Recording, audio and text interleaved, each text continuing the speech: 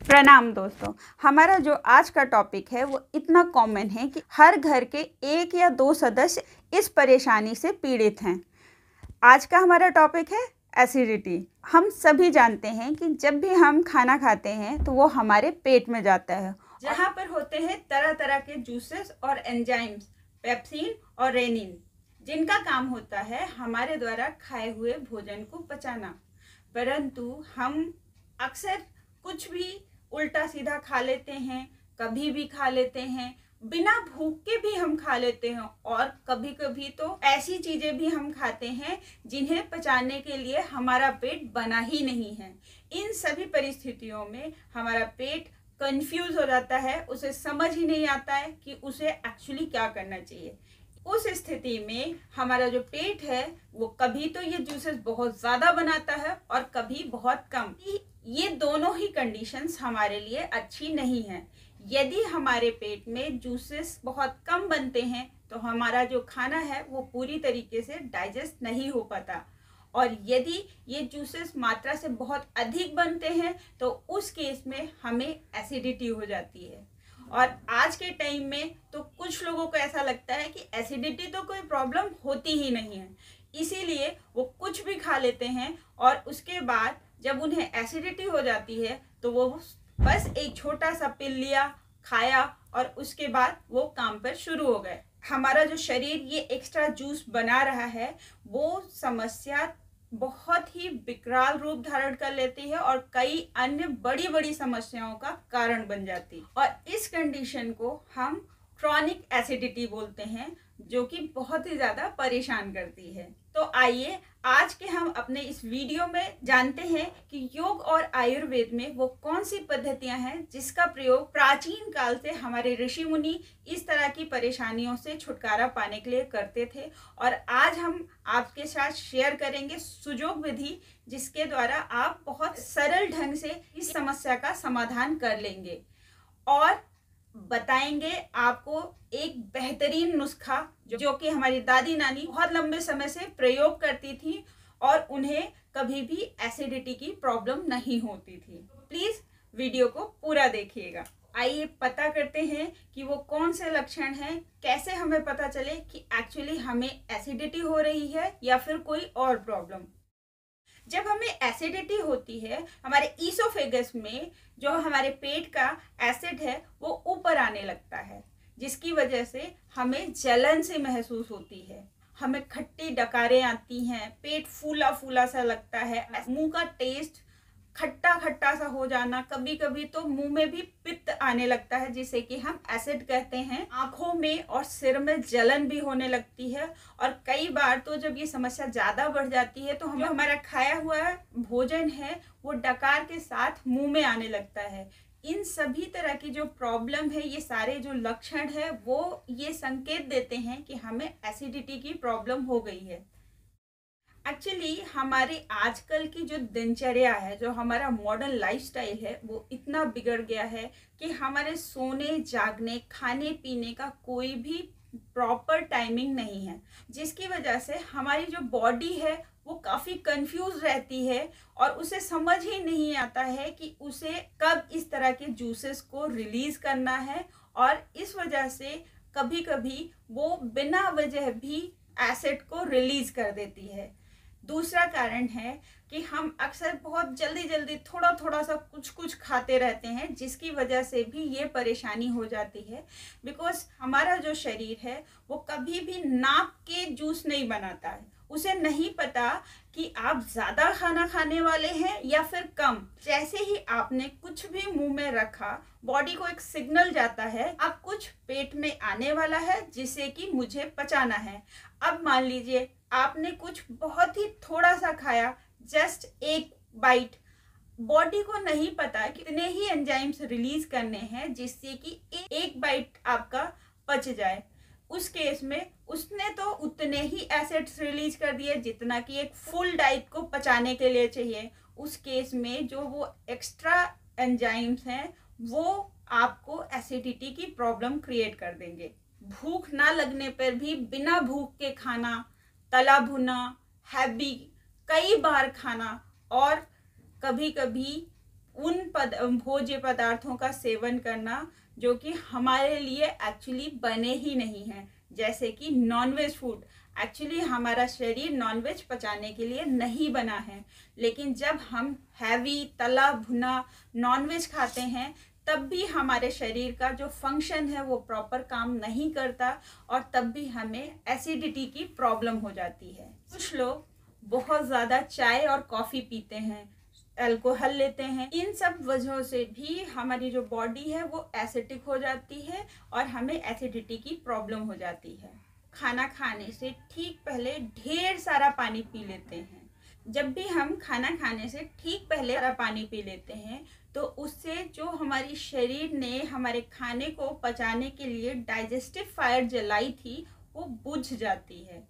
जब हम खाना खाते हैं तो वो खाना पूरी तरीके से पच नहीं पाता है, पड़ा पड़ा सड़ जाता है और जिसकी वजह से भी हमें एसिडिटी और गैस हो जाती है। कुछ लोग खाना खाने के बाद तुरंत कोई ना कोई फल खाते हैं। अभी लोग कहेंगे कि फल खाना तो अच्छी बात है, फिर इसमें परेशानी क्या है? परेशानी खाने के तरीके में है।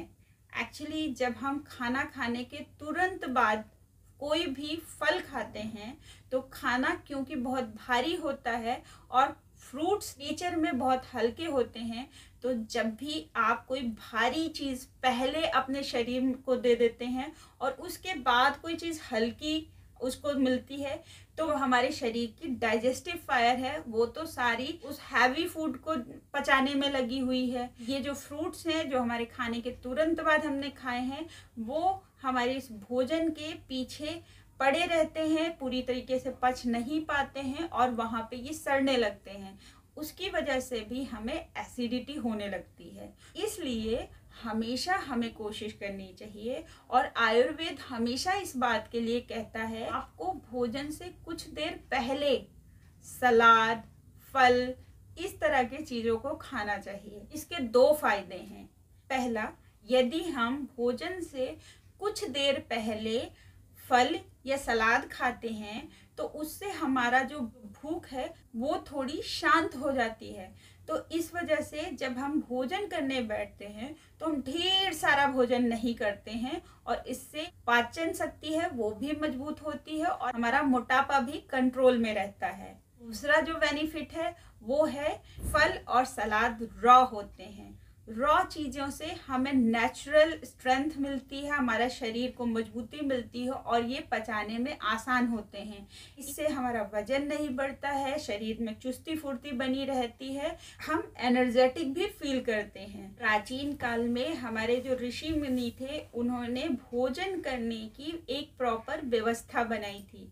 जमीन पर बैठकर हाथ मुंह धोकर और भोजन को देवत्व मानकर प्रणाम करके हम भोजन करते थे, क्योंकि भोजन से हमारे शरीर को जीवनी शक्ति मिलती है। भोजन के द्वारा ही हमारा शरीर पोषित होता है और हमें कार्य करने की ऊर्जा मिलती है।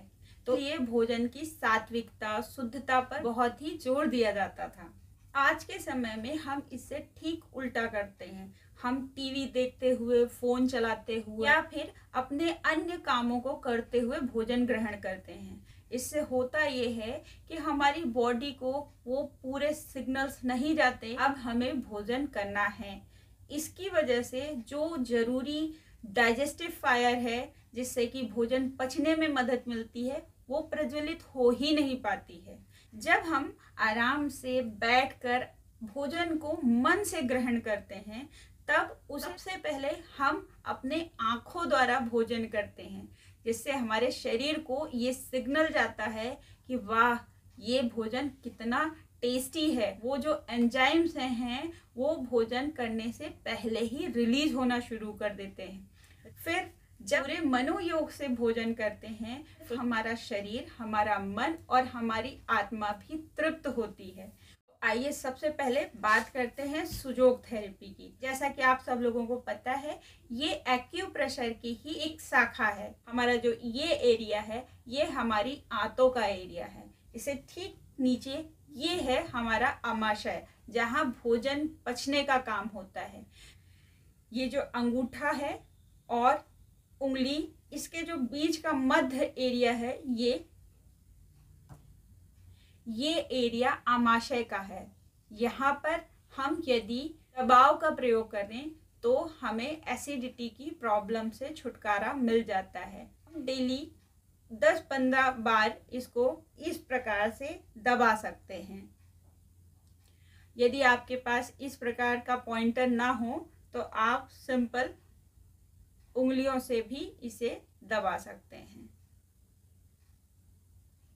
इसके अलावा आप यहाँ चने का भी प्रयोग कर सकते हैं। चने का प्रयोग कैसे कर सकते हैं, मैंने आपसे पिछले वीडियो में बताया था कि किस प्रकार हम मेथी की पट्टी का एप्लीकेशन करते हैं जहाँ पे हमारी ऊर्जा बढ़ी होती है। तो एसिडिटी है, इसका मतलब जो हमारा आमाशय है वहाँ पे एक्स्ट्रा एसिड रिलीज हो रहा है। एक्स्ट्रा एसिड रिलीज होने का मतलब है कि वहाँ की जो ऊर्जा है, जो गर्मी है, वो बढ़ी हुई है, उसको हमें कम करना है। इस केस में हम यदि इस पॉइंट पर दबाव करते हैं या फिर यहाँ पे एक चना, क्योंकि यहाँ हम मेथी की पट्टी इसलिए नहीं लगाते, ये जगह बहुत बड़ी है, गड्ढा है यहाँ पे, और यहाँ पे अगर मेथी के छोटे छोटे दाने लगाएंगे तो वो ज़्यादा असर नहीं करेंगे। तो यहाँ हम चने का प्रयोग करते हैं। 5-6 घंटे के लिए रात में सोते वक्त लगाएं, जब तक कि आपकी परेशानी थोड़ा कम ना हो जाए। में भी आमाशय का पॉइंट होता है। हम तर्जनी में अग्नि तत्व की प्रधानता मानते हैं। तो अगर हमारे शरीर में अग्नि बढ़ी हुई है, यानी आमाशय की ऊर्जा बढ़ी हुई है, तो उसको हम कम करने के लिए इन पॉइंट्स पर दबाव या फिर मेथी की पट्टी का यूज कर सकते हैं। कलर थेरेपी का प्रयोग भी एसिडिटी को कम करने और खत्म करने के लिए कर सकते हैं। इस स्थिति में इस क्षेत्र में ब्लू कलर का करना चाहिए। आपको इस तरीके से गोला बना देना चाहिए ब्लू कलर का, या फिर कोई बिंदी ब्लू कलर की चिपका देनी चाहिए। इसे हम रंग चिकित्सा या फिर कलर थेरेपी भी कहते हैं। कलर थेरेपी का प्रयोग दिन में करना चाहिए, क्योंकि सन है, सूर्य, उसके कांटेक्ट में आकर ये जो कलर थेरेपी है ये काम करती है। अगर आपको बार बार एसिडिटी की प्रॉब्लम हो रही है तो आप इस स्थान पर ब्लू कलर का प्रयोग कर सकते हैं। और अगर आप सुजोग थेरेपी में इसकी चिकित्सा करना चाहते हैं तो यहाँ पर आप चने का प्रयोग कर सकते हैं। इस चूर्ण को बनाने के लिए हमें चाहिए होगा जीरा, सौंफ, अजवाइन और मेथी 100-100 ग्राम, 6 ग्राम बड़ी वाली हर्र और 3 ग्राम हींग।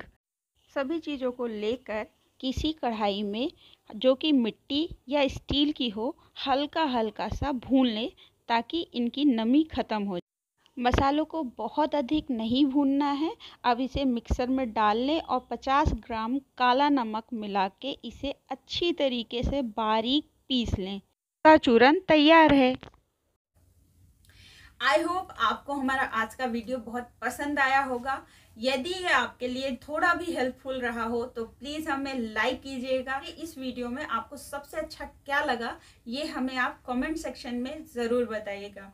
यदि आपको कुछ लाभ हो तो ये भी हमारे साथ साझा करें। आपके फैमिली में कोई इस प्रकार की समस्याओं से पीड़ित है तो उसके साथ हमारे वीडियो को शेयर कीजिए। आपसे मिलते हैं अपने अगले वीडियो में, तब तक के लिए नमस्कार।